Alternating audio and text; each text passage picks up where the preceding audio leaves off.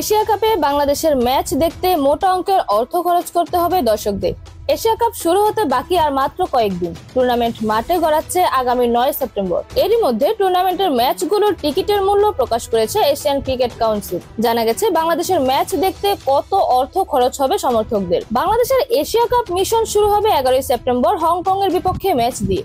এরপর 13 সেপ্টেম্বর শ্রীলঙ্কার বিপক্ষে ম্যাচ খেলবে লিটন দাসের দল। 2 দিন বিরতির পর 16 সেপ্টেম্বর টাইগাররা খেলবে আফগানিস্তানের বিপক্ষে। হংকং এর বিপক্ষে টাইগারদের ম্যাচ দেখা যাবে সর্বনিম্ন 11.34 মার্কিন ডলার বা বাংলাদেশি টাকায় প্রায় 1379 টাকায়।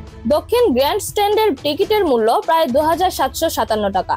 ভিআইপি স্যুটে খেলা দেখতে খরচ করবে 62,037 টাকা। এরপর শ্রীলঙ্কা ও আফগানিস্তানের বিপক্ষে গ্রুপ পর্বের ম্যাচ রয়েছে বাংলাদেশের। এই দুই ম্যাচের জন্য টিকিটের মূল্য অপরিবর্তিত রেখেছে এসিসি। সর্বনিম্ন প্রায় 2068 টাকায় নর্থ স্ট্যান্ডে বসে খেলা দেখতে পারবেন দর্শকরা।